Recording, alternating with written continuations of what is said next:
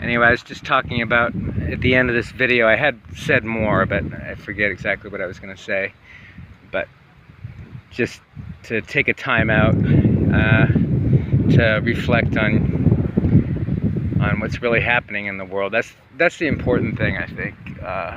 Everybody has a responsibility as agents, as humans. We're born here. We got to take responsibility somehow, because, you know, I think that I didn't talk about this before, but I've been thinking a lot about lately this idea of everybody's always looking for an authority figure to tell them how it is, you know, and that's really, I think that's part of the main programming. You know, we are kind of bionic computers, biological computers, and I think they have such great empirical science and behavioral science.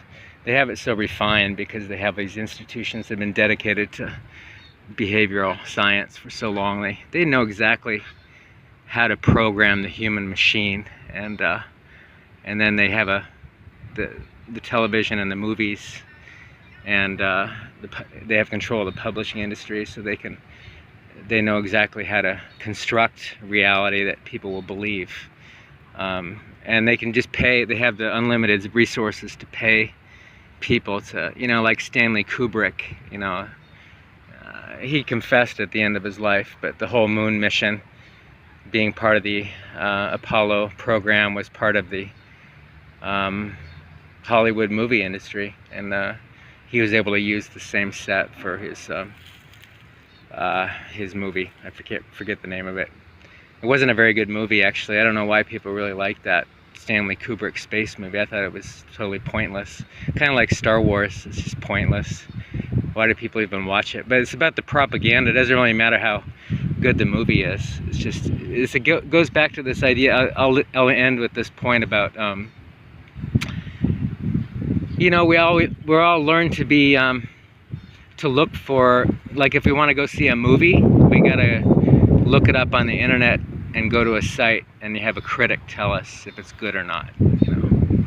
So we're not willing to risk our $5 to go see it without any somebody out there saying that it's okay to go see it.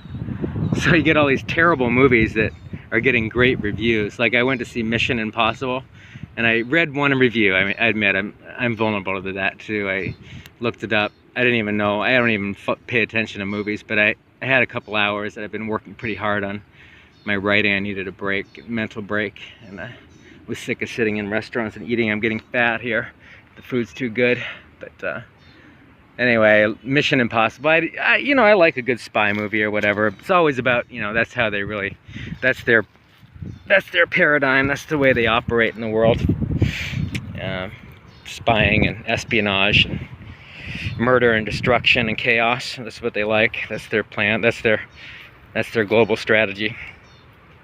But anyway, I thought, anyway, my point is I went to the Mission Impossible, and it was a lousy movie. All the reviews said it was great, and it was clever writing and great action scenes, but I don't know. I just twiddled my thumbs and I almost left, but I did sit through it.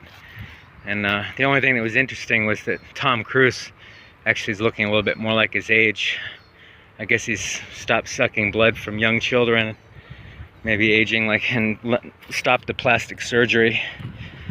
But anyway, Tom Cruise is a complete nutcase. But whatever. But people, you know, people like to authority figures and to tell them what to believe, what to say, the trigger words, the perspective, because it's too hard to think for yourself. It's too hard to dig into your own psyche, look for things that are not pushed in front of you. It takes some real work, intellectual work, which most people don't have the mental tools to do themselves. So now even the people in the truth movement are looking for people to provide them insight, packaged, ready-made insight. And you know, I do that too. I mean, you look, because everything just seems like such a, well, once you realize that the mainstream media is just a complete joke.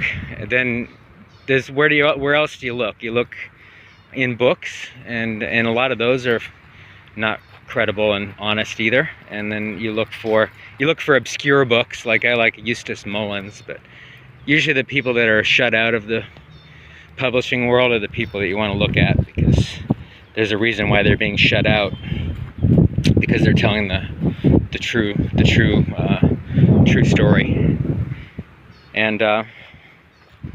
And like Arthur Kessler, he wrote The 13th Tribe about the way that the Jewish religion was overtaken, and by these Khazarian mafia people from Middle East, or not Middle East, the Central Europe and Western Europe too, but the Zionists. But he was killed. Him and his wife were murdered. They call it suicide, of course. It's always suicide, right? But the chances are a successful writer is not going to shoot himself and his wife in the midst of a successful career. Nah.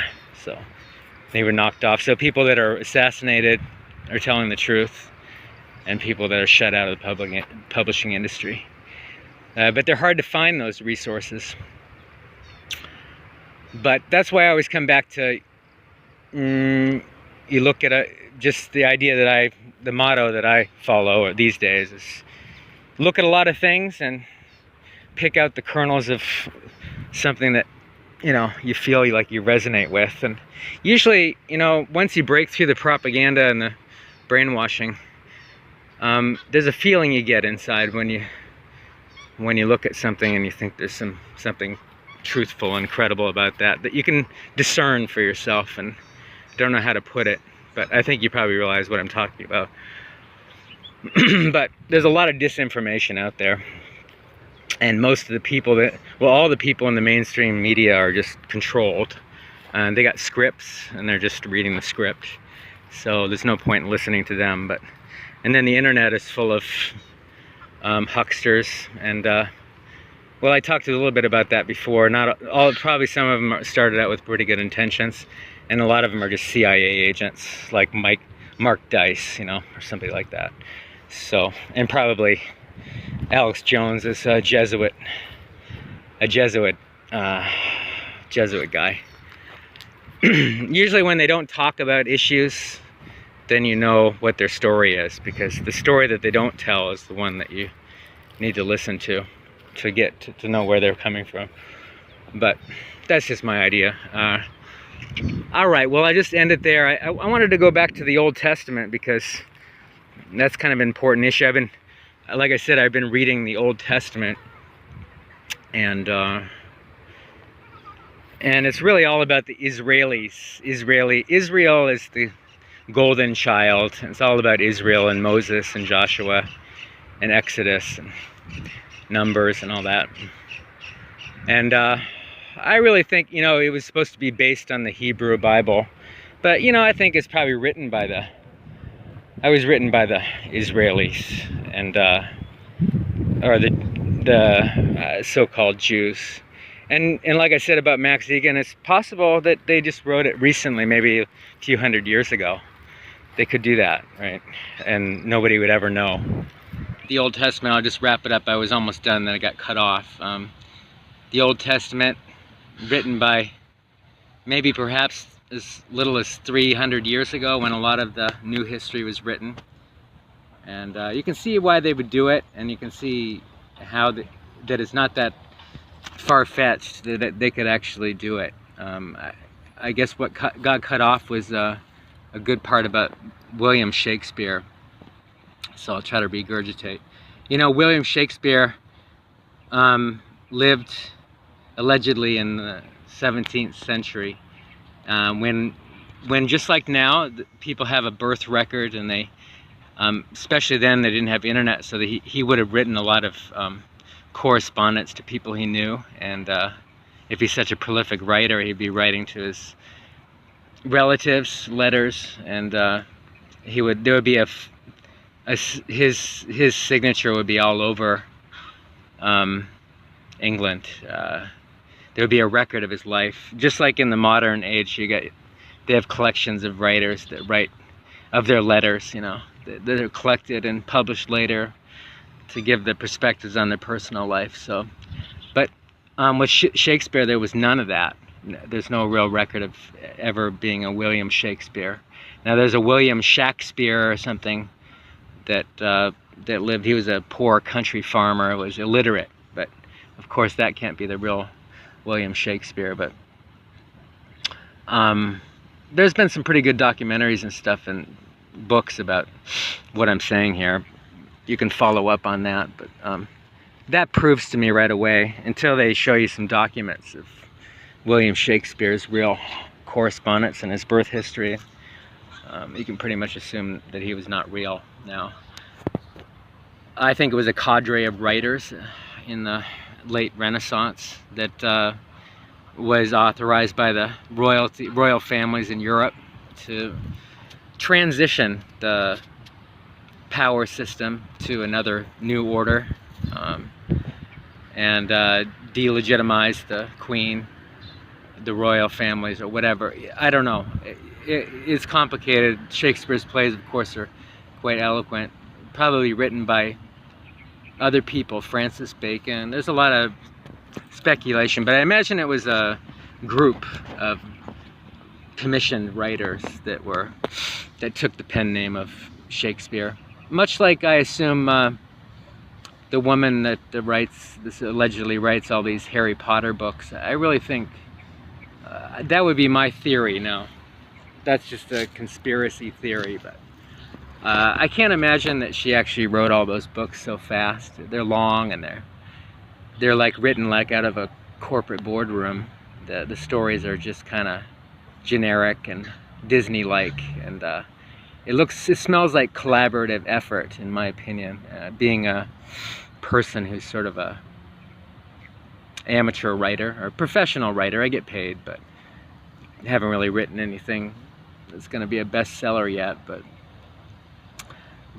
knowing the writing process and how long it takes to think through ideas, and how, but you can kind of smell whether it's written by a team or it's written by an individual. And her books are not written by an individual; they're written by a team.